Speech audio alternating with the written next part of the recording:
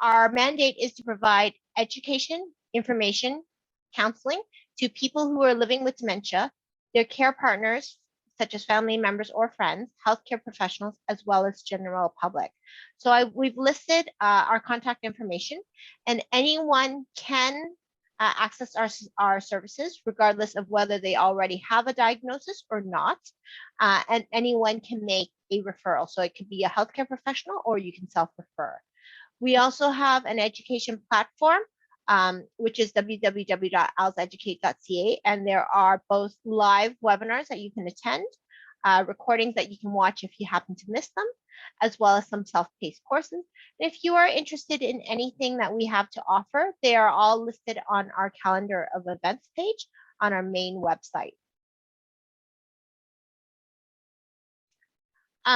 I am having some issues with my pulling up my screen. So Nali, if you wouldn't mind doing the introduction to this, that would be very helpful.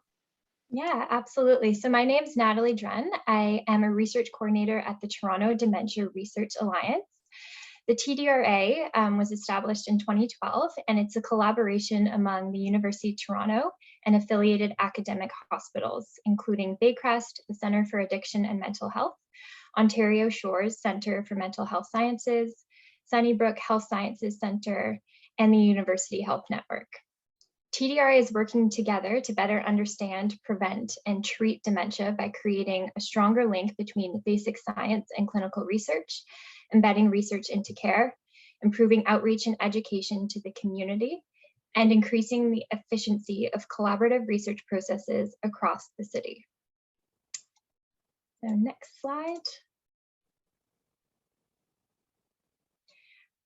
Okay, so the Alzheimer's Society of Toronto and the TDRA have partnered to make research more accessible to everyone.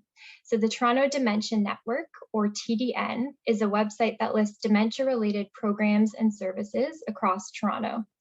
And on this website, we created a new section called Research Studies, which lists dementia studies that are open for participation across the city. Each study that's listed is led by TDRA affiliated scientists and has been approved by a research ethics board. There are studies for people with Alzheimer's disease and other forms of dementia, mild cognitive impairment, those at risk of developing dementia, healthy volunteers, and for caregivers. The studies are all summarized in plain language, and to get started, the website link is shown here in orange. Information about the TDN can also be found on the AST and TDRA website. Next slide.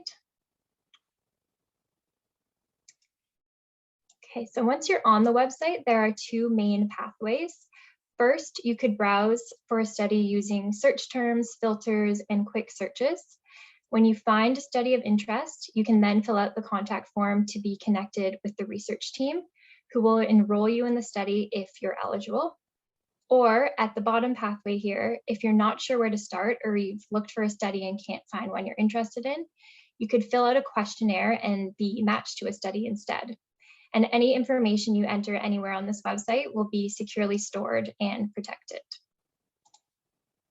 Next slide.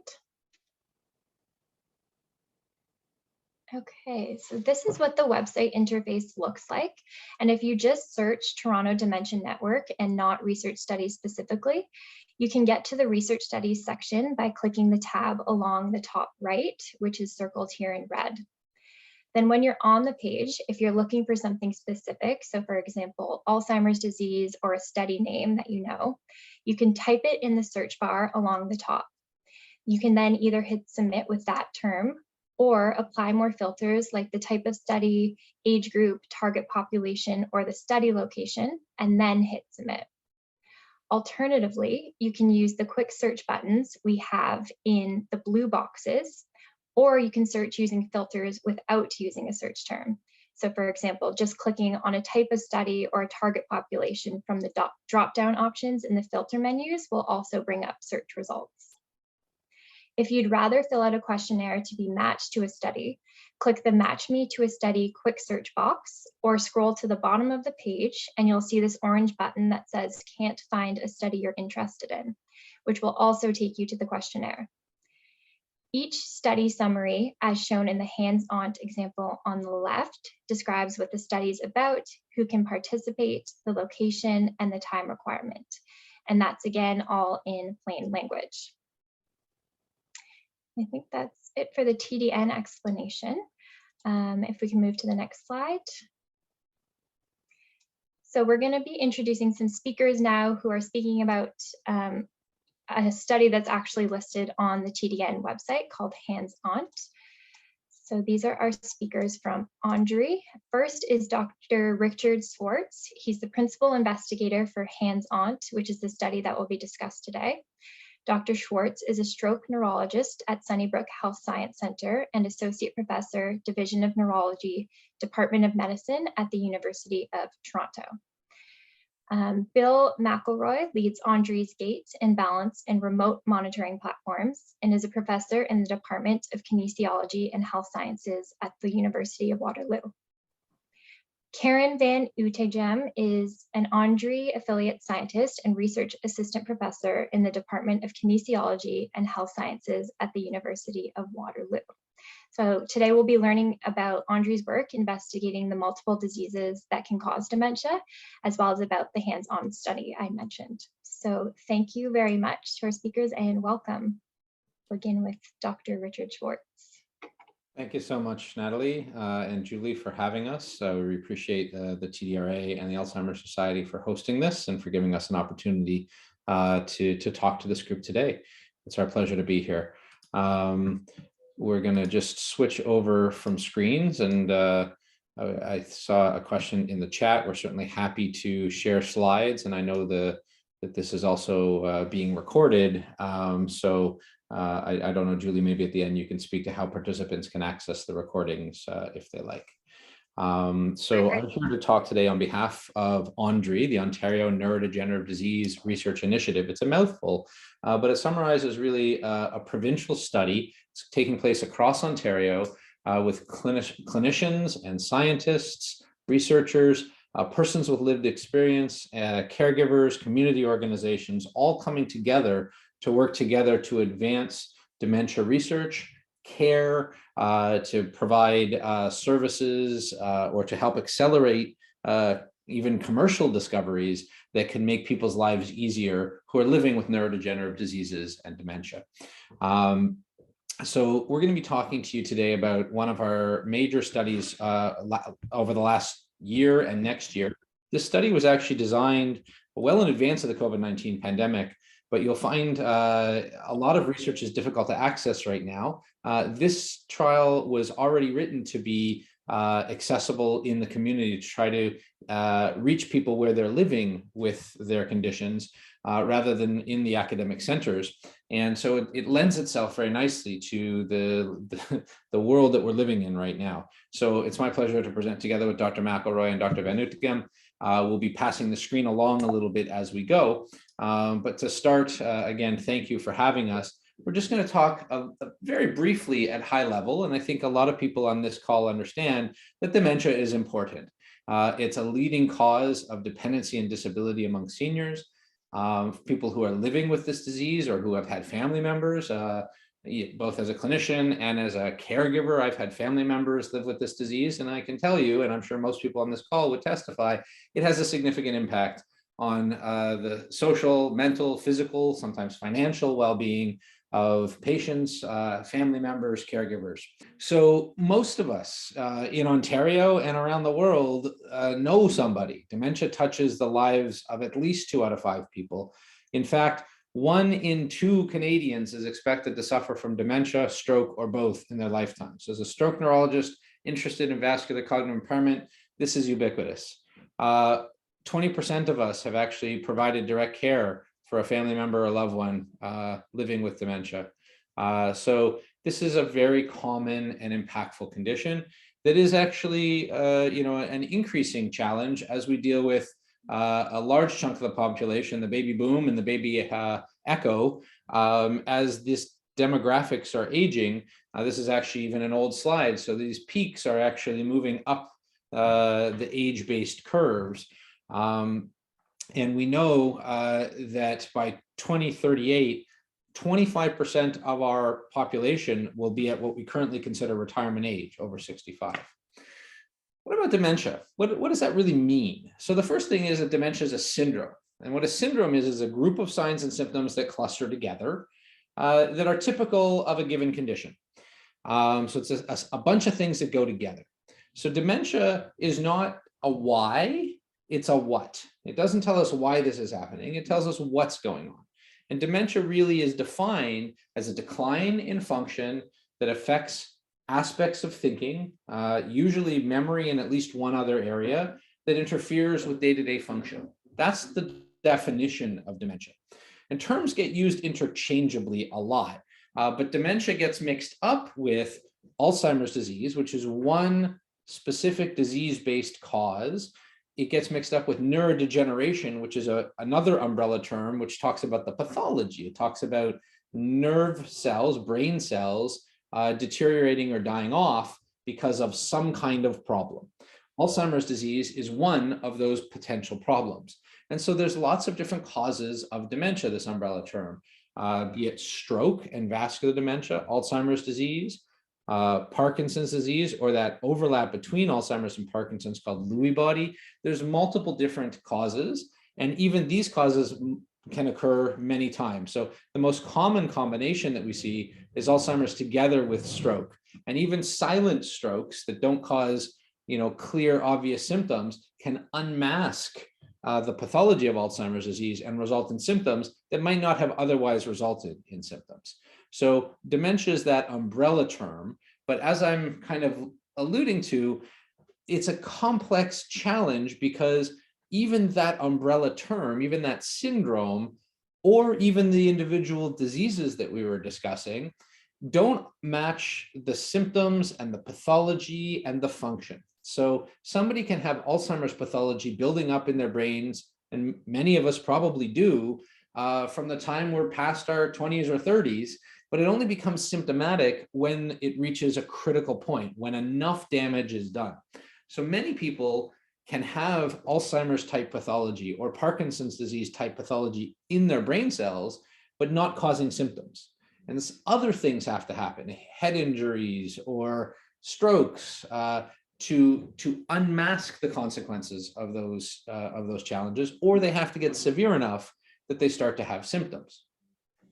So functional impact can be separate from pathology. So pathology is what the brain or the brain cells look like under the microscope or outside. The problem with pathology is it's an end stage diagnosis. We only get pathology when we're not using the brains anymore. So it really is, that's an autopsy-based thing or a biopsy-based thing. And so we don't do that a lot while people are otherwise healthy or living. So what do? We use things like biomarkers and behavior and function to define the syndromes. So biomarkers can be behavioral, things like eye tracking or cognition. They can be body-based, so blood or cerebrospinal fluid that can have markers that indicate what kind of pathology might be building up. They can be imaging-based, so we can look at pictures of the brain or function of the brain with things like PET imaging. So these are all different kinds of biomarkers. We can assess function. Can people do their laundry and go shopping and cook independently and do their banking? And we can put together behaviors, symptoms, complaints, biomarkers, function, and to try to define different types of syndromes. But the way those syndromes correlate with the pathology is complicated. And that's because, as we're alluding to, we see the tip of the iceberg. We see the end result. And lots of things affect that. How much support we have. We see a lot of times in couples, for example, the cognitive concerns become more obvious when one member of the couple has an injury or is hospitalized or has something. The other member may decompensate because they were working together to kind of keep things going very well. Or an infection can unmask problems, or a stroke, as we said. So sometimes we only see the tip of the iceberg, and we need better ways in life, not in pathology, of understanding the disease. So the mission of ANDREI, the Ontario Neurodegenerative Disease Research Initiative, overlaps with that of TDRA, and that's not coincidental. A lot of us those of us who are in Ontario, in Toronto, are also part of both organizations and wear both hats.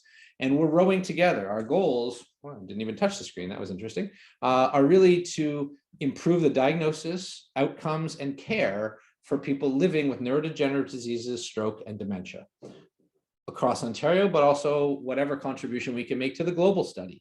We work together with patient and community advisory committees, people with lived experience, as well as health charities and organizations that are working to do the same things that we are. We had a foundational study that occurred over 5 years where we did really detailed characterization of all sorts of clinical, genetic, cognitive, functional things like walking and balance, eye tracking, imaging, all these biomarkers across time over multiple diseases: stroke, frontotemporal dementia, Parkinson's, Alzheimer's, and ALS. We have this Rubik's Cube as our kind of visual metaphor for this study. So 8 assessment platforms across 5 diseases over at least 3 years. And this data is helping us to really understand how some of these markers relate to function and outcomes. We are linking this data to the administrative health data. So if people are hospitalized or end up over years in institutions, we can see what might predict that from years before. It's a very powerful study, and we're actually very pleased that we've just recently released this data with access. It's anonymously, so there's no names on it. Identifying data is stripped off, but the raw data is available now to researchers around the world. So TDRA collaborators, people who weren't involved in ANDREI across Ontario, across Canada, and indeed around the world can now have access to this really well-characterized cohort to try to help accelerate discovery. And that's really important. But this was a very select group of people. It was those that could come in and volunteer hours and hours of their time and get to academic centers. We wanted to take those kinds of discoveries and move them into the real world where people are living with these disorders and challenges every day. And that's what the HANDS Ontario study is designed for. It's called the Health in Aging, Neurodegeneration, and Dementias in Ontario. And it's looking across levels of basic science where we're collecting just a simple blood sample at a life labs close to people's homes, but it's going to be giving us information on genetics and on blood proteins, so some of the pathology biomarkers. We're going to be getting information on clinical and functional and thinking and memory remotely. I'll tell you a little bit more about that in a minute. And we're going to be linking that to the administrative health data to look at how much support people need, whether they end up in nursing homes, and whether they end up in emergency rooms with falls or pneumonias or delirium or things like that. We want to look at whether we can detect either disease or dysfunction earlier. So can we see when people are starting to get agitated or have problems before they end up in the hospital? And can we find ways to help people manage their own health better? So can we use the data that we're collecting at the individual function level, where we're using the wearables, we mail them to people, they use them and mail them back, to collect data on sleep and exercise, which we'll talk a lot more about in a minute. So the foundational study had these clinic-based assessments. HANDS is really moving into home and community, hoping to recruit thousands of participants. It's all done by telephone or computer, Zoom-based calls with our coordinators, where we'll be screening and getting consent to participate. We mail out a package of 3 sensors, a wrist sensor, like an Apple Watch almost, or a Fitbit, a chest sensor, and an ankle sensor, like a Fitbit for your ankle. And we ask people to wear them for 10 days. Our goal is to get 7 24-hour wears out of that 10-day period. So people will take it off to shower. People may want to take it off for a night if they're going out for a nice dinner, although in COVID, I don't know that that's happening anymore. But people can do that and still get that full wear period. As I said, we have a relationship with Life Labs. People don't have to come into hospitals to do this. It's just a single blood test appointment where they can draw the blood and ship it to our research centers. And then online telephone-based assessments and questionnaires. At the end of the study, once we've had the data and we've processed it, we generate a personalized health and activity report that Dr. Van Utegem and Dr. McElroy are going to tell you more about. And then we want your feedback on that feedback. So our participants are working with us to continuously make this hopefully more and more useful. So who are we looking for to participate? We're looking for people with mild cognitive impairment or Alzheimer's disease. We're looking for people with ALS or frontotemporal dementia, people with Parkinson's disease, people with stroke, people living with any of these diseases that we've been studying in ANDREI for many years now, as well as adults living independently with no diagnosis. So often this is couples. So if there's a caregiver and a person with mild cognitive impairment, or not even a caregiver, a spouse, and a partner with mild cognitive impairment, and they're both interested, some people are doing this as a couples activity, which is kind of fun, and they find it interesting. We're going to come back and put this up again, but I just noted here, there's a telephone number if people are interested in calling, and one of our coordinators will speak to you, or an email address. We have more information on our website that summarizes a lot of what I've discussed here. But if anyone here listening today is interested in volunteering for the study, especially after you've heard more from Dr. McElroy and Dr. Van Utegem, this is the contact information where you can reach out and volunteer. So a lot of our research studies traditionally go through the physicians who help recruit. And we are doing that with this study too, but we're also going direct to the community. So if you have friends or family members that you know of, or that are in, at meetings with you, if you're part of support groups, or caregiver groups, we're hoping that people will spread the word and help us in the struggle to better understand and manage and hopefully treat or prevent dementias. So with that, I'm going to hand it over to Dr. McElroy. So thank you very much for the opportunity to speak today, and thanks to Dr. Schwartz for that great lead-in. I'm going to give you just a little bit of time dedicated to a conversation about wearable sensor technology before I pass it off to Dr. Van Utegem. The wearable sensor technology that's part of the HANDS Ontario portion of it has emerged from several advances over the last many years. One is the increasing evidence that data that's collected from daily life has an important association to overall health, has emerged from the use of wearable devices over the last 10 to 15 years. In addition, many of the things that we're interested in are actually best collected at home. These can be infrequent events that just would not be easily captured in a clinical setting, patterns that occur over time, over days and over weeks, those things that vary, of course, are most usefully collected at home. And if you're interested in the timing of things that, for example, particular relationships between a medication and responses, all of these things are likely best captured in the community and at home. And shifting from the olden days where a lot of things were done by self-report, the wearable technologies have afforded us a way to provide objective data about these things. The other, of course, the major advantage is the idea that some of this wearable technology will afford the opportunity to provide service or access to people that have limited capability of tapping into some of the clinical services. So there's many advantages and many more emerging, I'm sure, over time about the utility of wearable devices and remote measurement.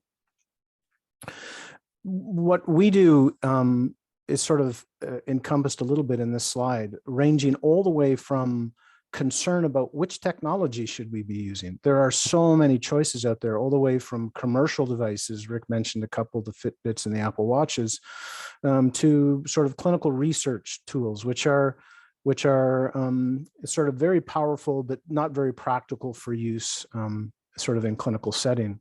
And what we're a part of our sort of mission has been to identify the best technologies to ensure that they are both feasible and extremely usable.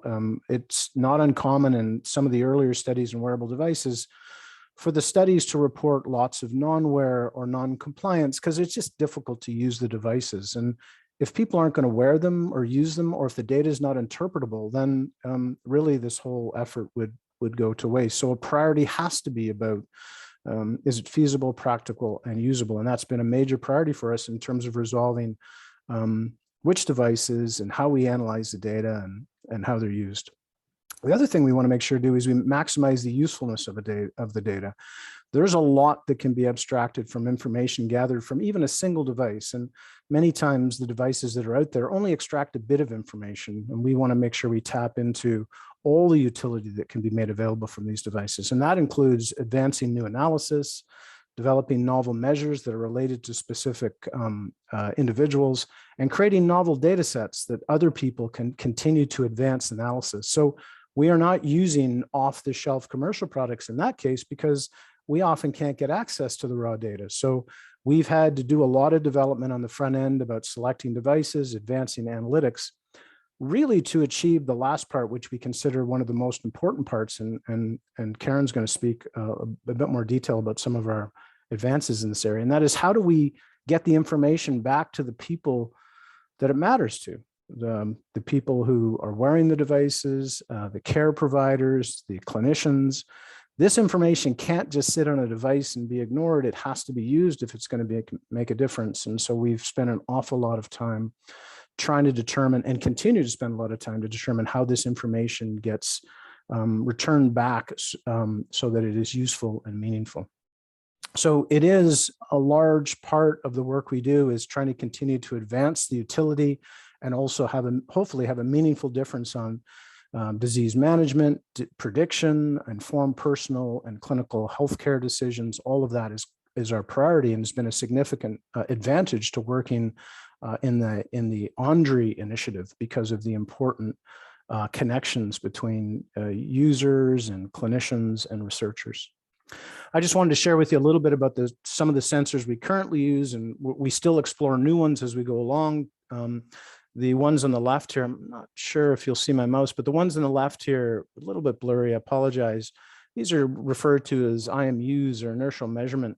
This one here on the left is something it's called the Activity, and there's other ones called actigraphs and gene actives. They're all quite similar, different companies, but they all contain the same sort of technology. They detect motion, and they're often used to characterize activity and movement and body position. They're really quite small, often worn as a wristwatch, but we also use it on the ankle. I'll show you why in a minute with a bit of data. We also have a chest-worn device that we currently use. This is the Bidium. This is both a biopotential measurement device. In other words, it's measuring ECG, but it also measures motion, so we can get a sense of body position. And we're also continuing to work in collaboration with our colleague, Dr. Roberts at University of Western Ontario, and a company that helps build chest sensors for detecting speech as well. And this is continues to be in development. So for Hands Ontario, presently, we use the Bidium chest sensor, an ankle-worn IMU, and a wrist-worn IMU. Those are the three. And these are generally worn continuously. And in a previous work we've done in the REMIND study, which was the precursor to Hands Ontario, demonstrated the feasibility of sort of 7 to 10 day wear of these devices. I wanted to show you just a little example of why we have things on multiple sites, because we're looking to identify important behavioral characteristics and movement types. And often, if you imagine, the attraction to a wrist-worn device is it's convenient. It's a wristwatch. Everybody sort of is comfortable with it. But the truth is, the wrist is not an ideal location for many things we're interested in. And here's a good example. This is someone briskly walking, and the bottom trace is the IMU that's on the ankle. And the top trace is the IMU that's on the wrist. And in this particular case, we're always interested in measures of mobility, movement characteristics that involve whole body motion. I'll run that again so you can have a sense for it. And you can see that the profound distinction in the waveform properties. No surprise here, because if you imagine every time the foot hits the ground, there's a bit of an impact. That's that sharp, high frequency event that occurs. And then there's a swing phase and a stance phase, and it's a really clear and distinct pattern. Up on the arm, you can see a rhythm.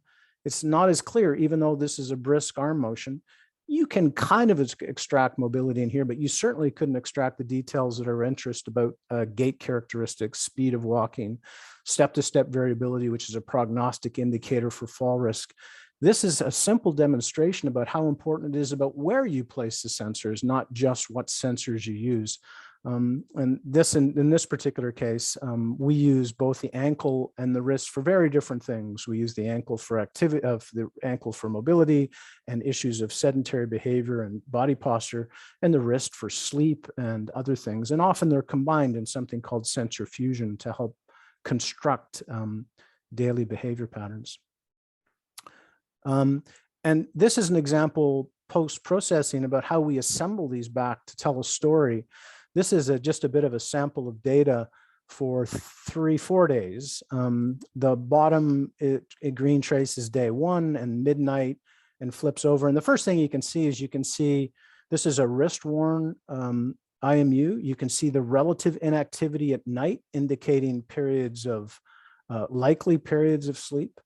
Then you can see the increased activity during the day, and it ebbs and flows at different times, but it's hard to deconstruct kind of what's going on there in terms of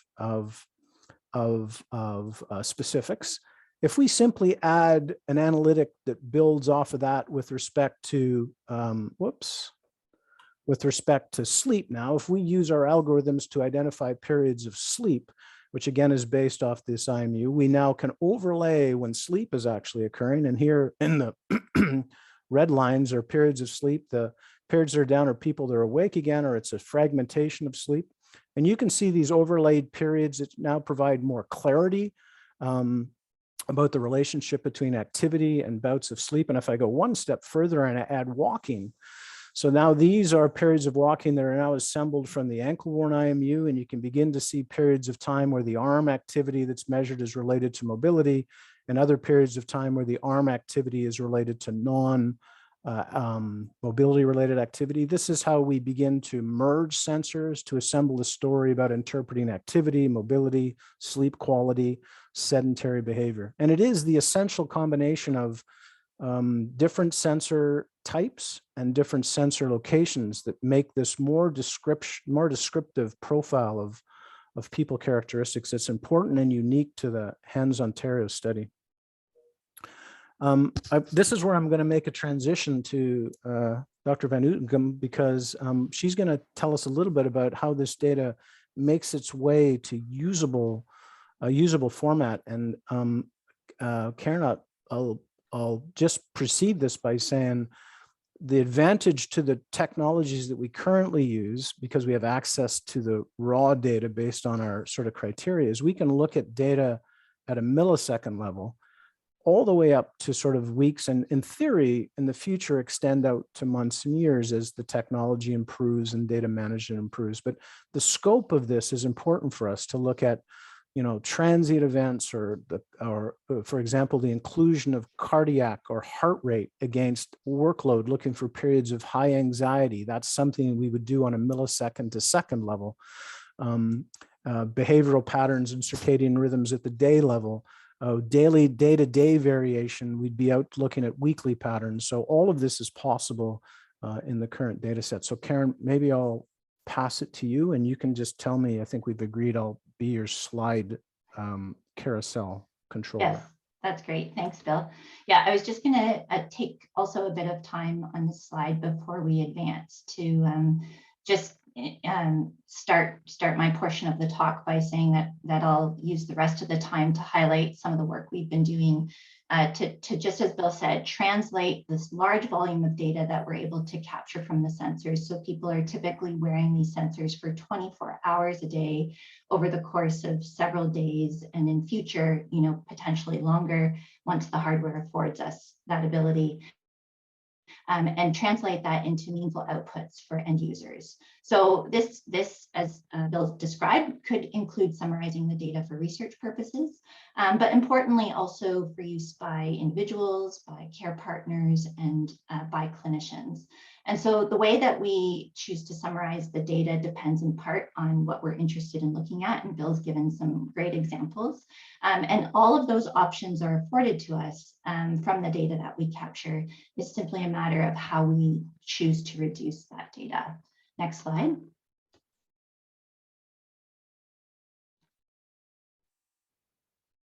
Sorry, that was my slides now not moving. Why is that? Oh, there it is. Wrong button. Oh, Okay, sorry, I okay. apologize. Thank you.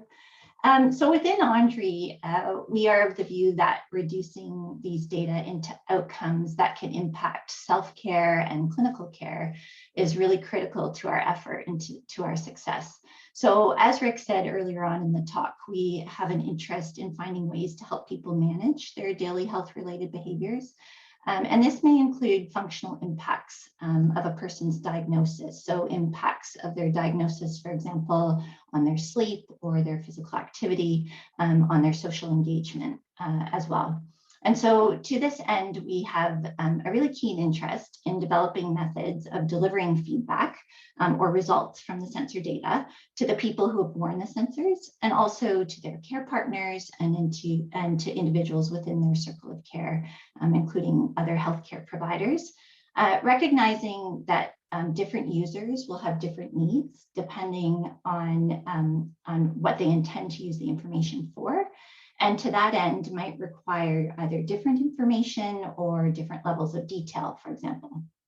So our primary focus to date has been on providing feedback to the participants within our studies, with plans for development of sort of clinician-specific feedback mechanisms in this calendar year. So our effort and energy has gone into developing a participant feedback report that has carefully considered sort of what information should we be including and for what purpose, how we need to present that data to ensure that it's digestible and interpretable to the people who are receiving it, including what format should be used. So something like whether or not we want to distribute these digitally or in hard copy, for example. So I want to take a moment here to recognize and acknowledge that ANDREI's Patient and Community Advisory Committee has been really instrumental in guiding our efforts in this space, including having discussion with us about how we might evaluate the usability and the usefulness of these reports. And we are interested in that feedback, of course, as Rick has mentioned earlier, so that we can continue to improve and advance these reporting mechanisms. Next slide.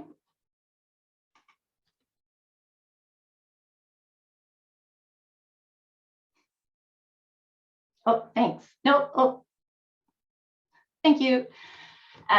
So what you see here on the left-hand side is a snapshot of some of the pages that are contained within this personalized health and activity report that's been embedded within Hands Ontario. I'll share some additional examples of these pages in the coming slides, so I can speak to them in a bit more detail. But I just wanted to use this moment to highlight some of the key features of the report. So the report itself is really kind of a series of tables and images that we've constructed to summarize a person's data. And those summaries have been sort of sandwiched between pages of information that we've included in order to orient and educate the reader, the end user, to the report itself.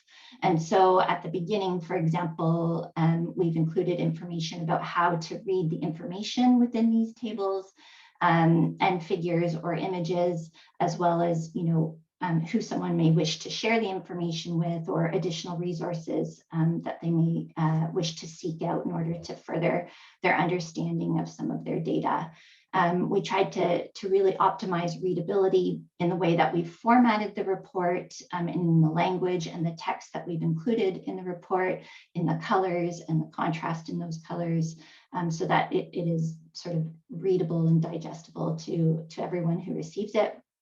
The report itself has been designed to be flexible, so that as changes are made or other studies are launched, we have sort of this flexibility or bandwidth to add modules or information that might be specific to a certain user group or to a certain study.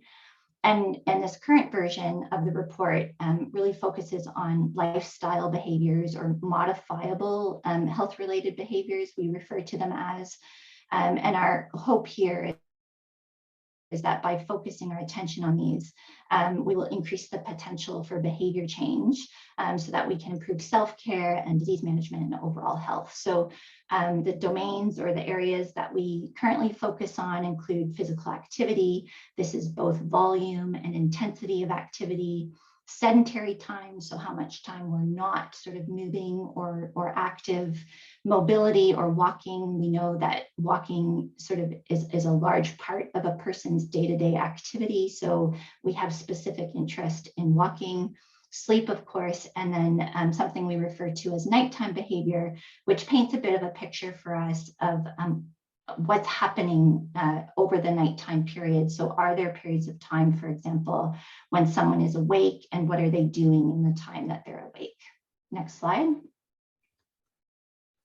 So just maybe to blow up some of these slightly smaller images that I included in the previous slide. This would be an example of sort of some effort we've put into providing some orientation and education to the report. So what you see on the left is sort of a bit of an orientation to how the data are displayed within the report, what all of sort of the text means so that people can sort of consume this in a way that makes sense to them.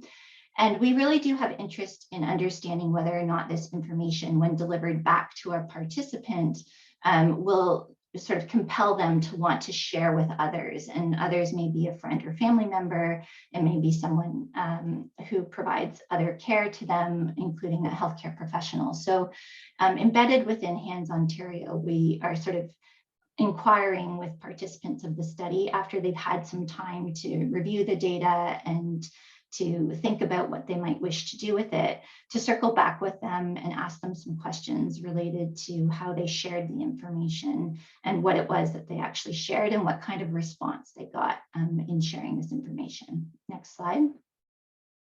So I spoke earlier to this idea of flexible design, and really this is sort of in an attempt to future-proof the reporting and to account for changes that we know will occur with the technology and what we're able to extract from the data, but also in the questions that we're going to ask, and therefore the types of information that we'll be able to gather.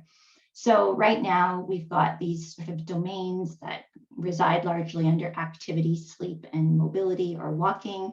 But we could imagine, given the way that the report has been designed, that it would be quite easy to take some of those modules out and or add additional modules. So for example, maybe we would want to or wish to provide information back about medication compliance, about speech and language or social engagement, about cognitive status. Some of this may come from the sensors, some of it may come from other data collected within a study, but the idea being that it can all come together and be returned back to participants or care partners or healthcare providers. The other sort of aspect or feature of the report is this idea that we've provided layers of information. So at the sort of level one, it's just a really high level overview of the, thank you, with the cursor, a high level overview of the information contained within the report. And then layer two would give you a daily summary of a particular behavior. And then the sort of the third and most complex layer would be getting into this idea of what the patterns of behavior look like within a day and over several days while someone is wearing their sensors. So again, here, as it relates to the flexible design, in theory, we could include some or all of these layers. One does not necessarily rely on the other in order for it to be sort of interpretable. Next slide. So here, I think we can probably just breeze over this one quite quickly. It's just sort of, again, illustrating some of the supplementary material we've included in the report to optimize understanding and readability. Next slide. And I am cognizant of time, so maybe I'll just use this one slide as an example of one domain within the report, in this case, walking, and how we might present this data back to someone. So we could stop by saying, just look at the information on the right-hand column here under daily total step count. That wouldn't be different from what you might get from your Fitbit.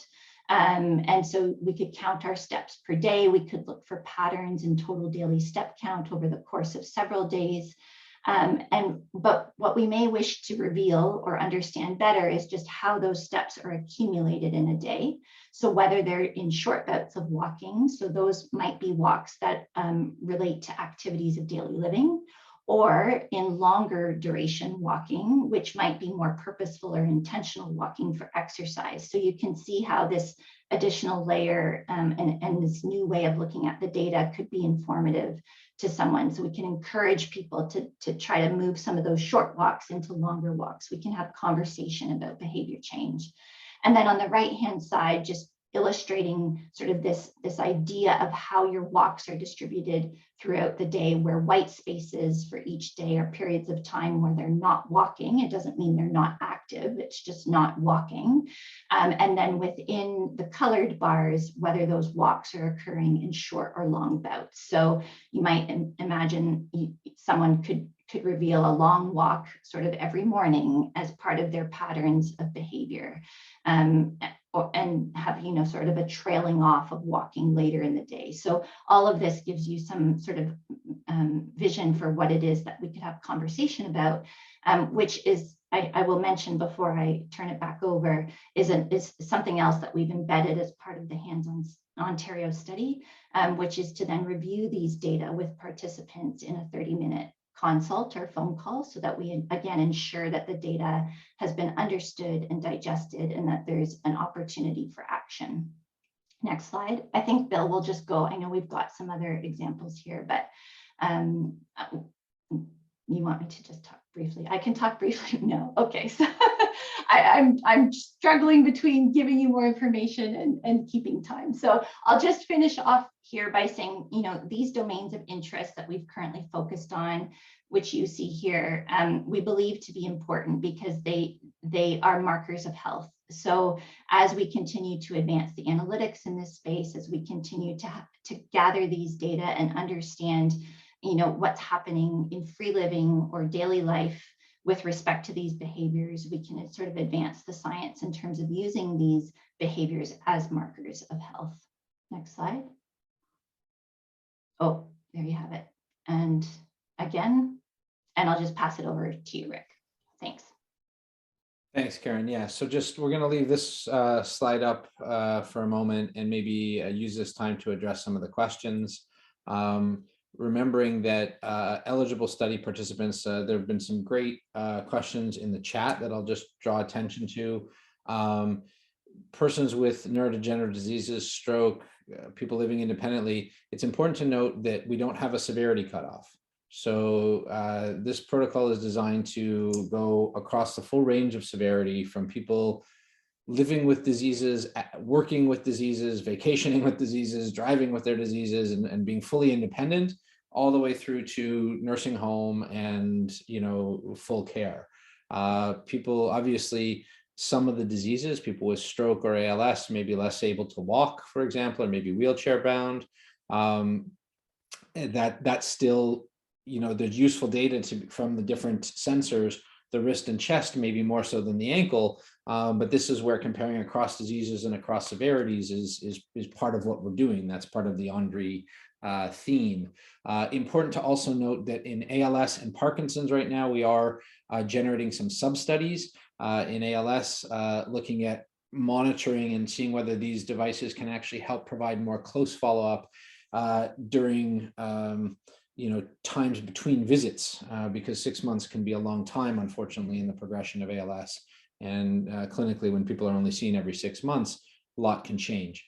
In Parkinson's, we're looking at whether wearable devices can be used to replace an in-hospital or in-lab dopamine challenge test. So this is seeing how people respond to medications and seeing whether these behaviors change and the wearable measures change when people are on or off of medications, for example.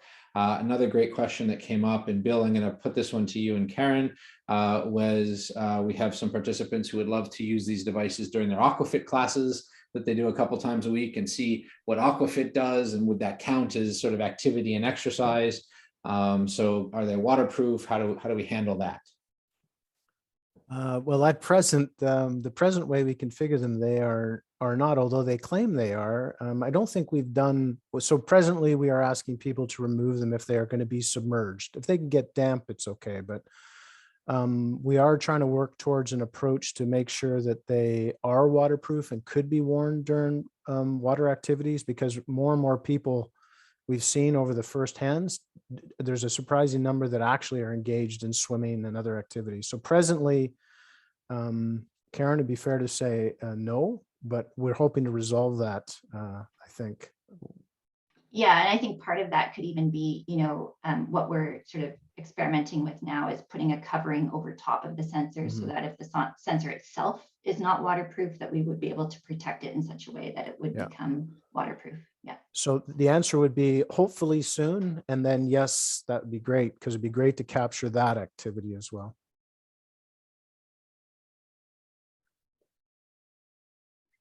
Just looking through the chat, somebody was asking about whether you had to be in Toronto, and clearly no. This is right now it's an Ontario-wide study. It's focused on Ontario in part because of the linkage to our OHIP data, our administrative health data.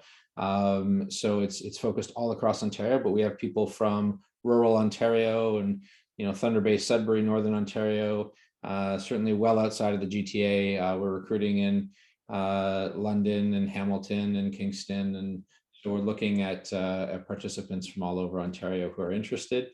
It is to reinforce them. I think one of the messages that sort of Rick has always advocated for is the advantage of this approach, both the approach of Hands Ontario, but also the approach of Wearables, is to extend the reach to individuals who may not have equivalent access, or at least to extend the reach to people to participate in studies that don't have the same access. So this is, I think, a real advantage of Hands, Rick?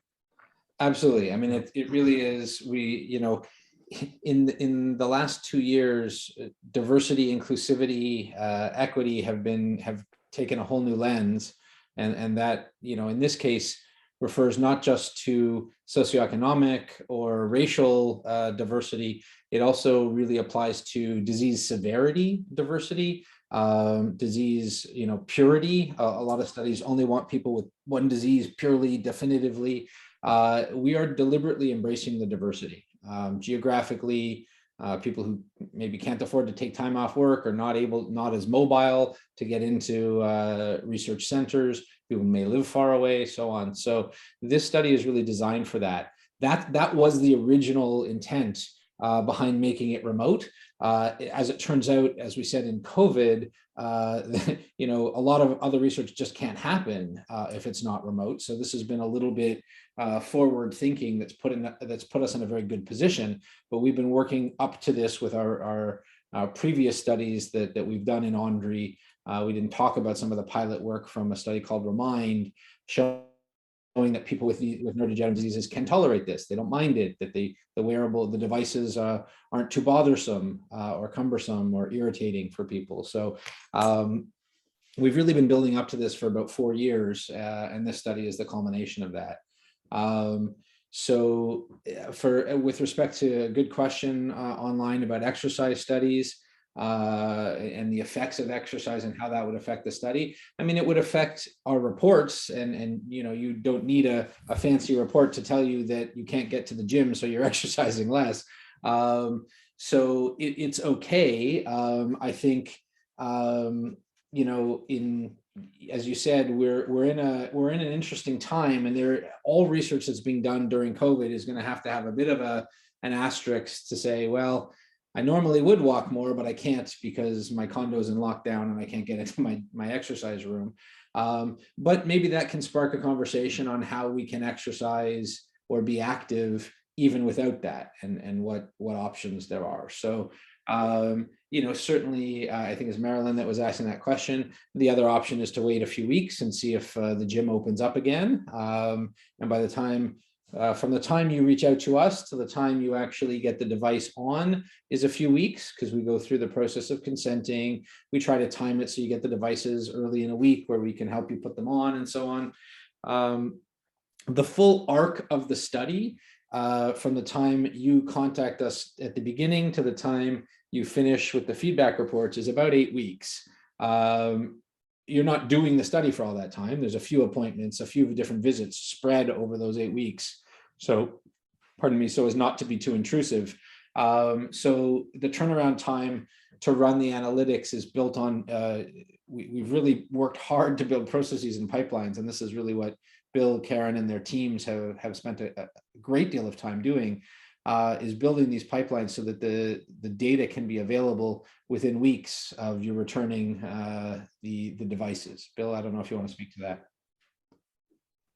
Yeah, well, yeah, the part of where we're headed to is, I think, a place where the data is being shared in a timely manner. What we're trying to set up is not only like the quality information, but the timing of it. It doesn't really help terribly, I think, if we're trying to generate useful information that arrives a year later. I think this whole model, as it evolves forward, and the Hands Ontario is a great starting point for all of this, is turnaround times for usable data that can be acted on or used in a timely manner has got to be part of this. So we have developed sort of pipelines, analytics.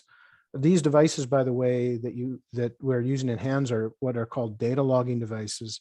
We have tried to minimize the complexity of at-home use. So in other words, you don't have to connect to a home computer with these devices. They simply come, they start collecting at a particular time scheduled with a phone call automatically. You don't have to do anything but basically put them on, and they don't chat back and forth. They just data log. When we get them back, once the data is offloaded, we spend literally a few hours in this new pipeline to generate it, review the data, and then we're quickly trying to generate the feedback forms. So our hope is that that timeline even gets shrunk more and more over time.